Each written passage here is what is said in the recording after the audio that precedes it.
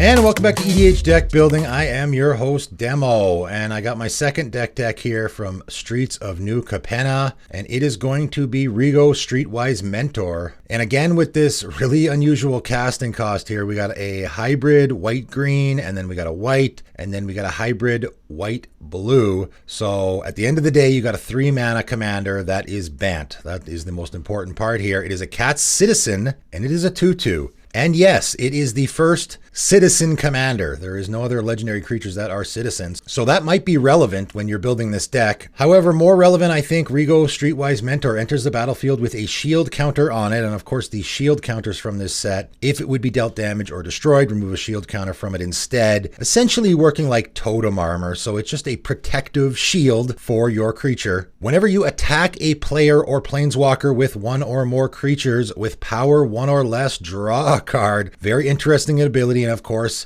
you're drawing cards. That's always really important in Commander, and any commander that says draw a card on it is going to be worth building around for sure. The attack trigger here is important, right? The wording is important. Whenever you attack a player or planeswalker with one or more creatures. So you have the one or more phrase, which means you're not going to get a card draw for each creature you attack with. However, you are going to get a card draw for each player you attack, right? If you attack 3 separate players, you're going to draw 3 cards, assuming those creatures are power 1 or less. So I think there's probably a couple of ways that you can go here. The first thing I thought when I looked at Rigo is, well, I think that shield counter is actually going to be pretty important. We want to keep our commander on the battlefield so that we can continually use it, and making it so that it can't be destroyed is going to be important. So why don't we proliferate those shield counters, right? Any of these commanders or new cards with shield counters, take proliferate into consideration. Is it worth it to start proliferating those shield counters so that you can keep your commander alive? I think in this case it is. Our commander is going to be drawing us a lot of cards and people are going to want to get it off the table. And I remember thinking, oh, there's probably a couple creatures out there that are proliferating and also fit the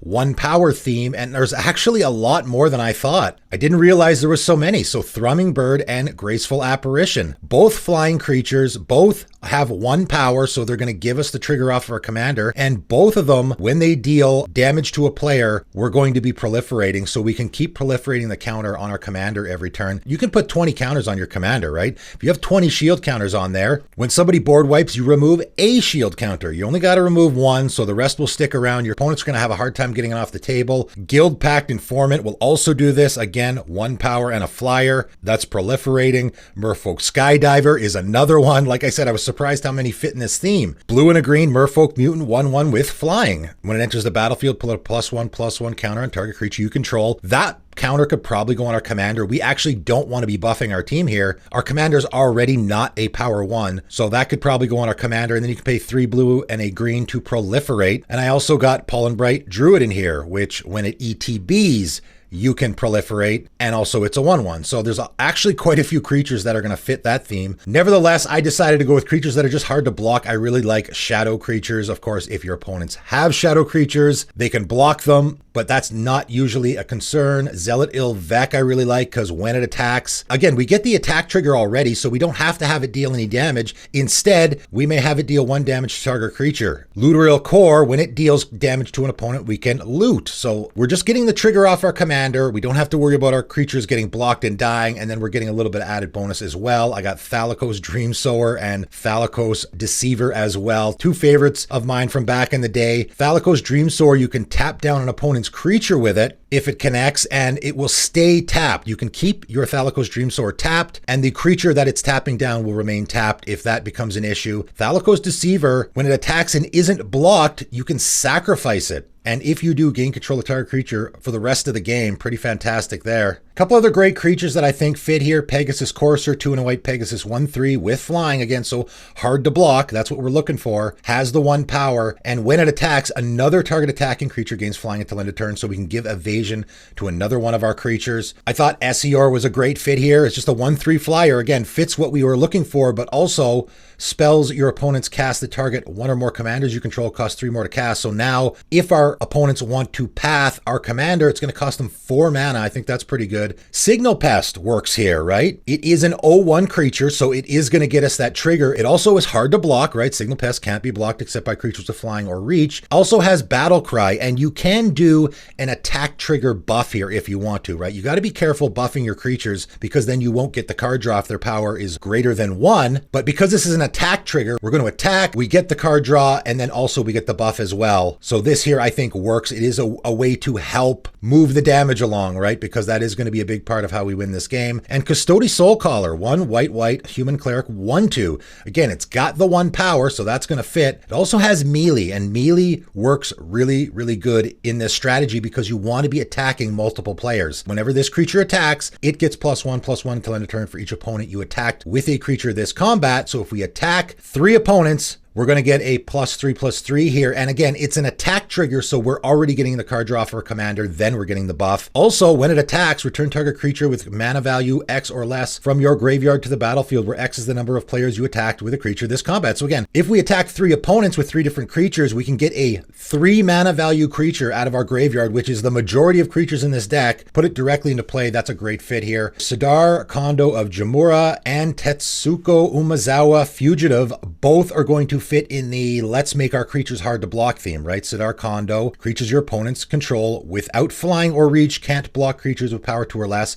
So that's going to help with the making our creatures unblockable. Tetsuko Umezawa, creatures you control with power or toughness 1 or less can't be blocked at all. So both of those are going to be making our creatures harder to block. We are in a low powered theme, which white does really, really well. So Dusk Dawn, Crackdown, right? These are both cards that are going to be hating on creatures with bigger power. Shouldn't be hurting us at all. Of course, we got to have Mentor of the Meek and Welcoming Vampire. We're already drawing lots of cards in this deck, I think. So these are the only 2 I put in. These are the only 2 effects that I put in that are going to be drawing cards other than a commander. I really didn't think it was needed. Also great fit here is Tradewind Rider, another personal favorite of mine from back in the day. It has the 1 power, right? It is 3 in a blue spirit, 1/4 with flying. So again, it's going to fit the theme of we can just attack with it to draw a card. Also, though, you can tap it and tap 2 untapped creatures you control to return target permanent to its owner's hand.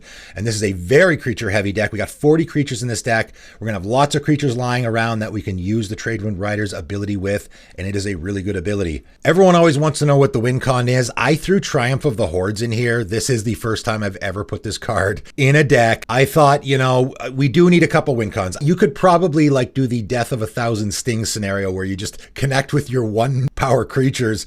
You know, that might take a while. Triumph of the Hordes will certainly speed it up. I also got Azuri Claw of Progress in here because whenever a creature with power 2 or less enters the battlefield under your control, you get an experience counter. And of course, that's going to be almost every creature in our deck. And at the beginning of combat on your turn, put X +1/+1 counters on another target creature you control, where X is the number of experience counters you have. So if we get a bunch of experience counters, we can just start piling counters on one of our, say, flying or shadow creatures that can't be blocked. It doesn't really matter, you know, if you're attacking with 3 creatures at 3 different opponents, you're going to maximum draw 3 cards. So the next creature, right? So now if we have a 1/1 flyer that we've piled 7 counters on, we're not going to draw extra cards anyway. So that one we can just attack in for damage. So this can be a way to help close out the game. I also got Throne of the God Pharaoh in here. 2 mana legendary artifact at the beginning of your end step. Each opponent loses life equal number of tapped creatures you control.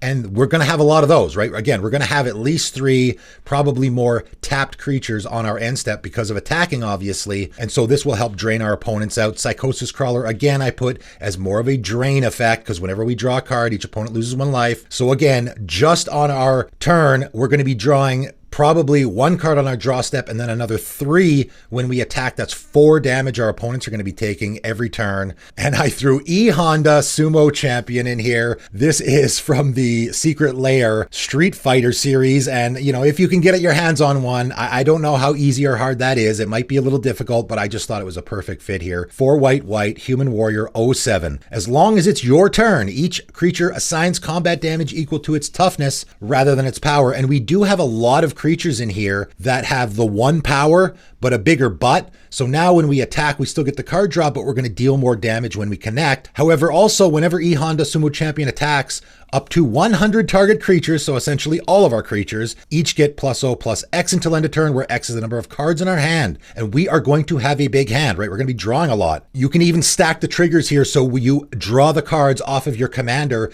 and then the E Honda trigger resolves, and you're going to have possibly like 10 cards in your hand, so all your creatures are going to get +0/+10 until end of turn, and then deal damage equal to their toughness rather than their power. So this is definitely a fantastic finisher in this deck, I think, especially with all the creatures in this deck that are hard to block or just straight up unblockable. So really interesting commander. I think it's going to be a popular one. Bant colors are popular. Drawing cards is certainly popular. No question about that. It's an interesting one. I like the way they did it. Yes, it is drawing, but it's very limited on how it's drawing. You do have to put some thought into it. It's not the easiest thing in the world. Pretty interesting commander and a pretty interesting deck I put together here. The deck list for it is in the description below. Check it out if you want. But that is it for today, and thanks for tuning in.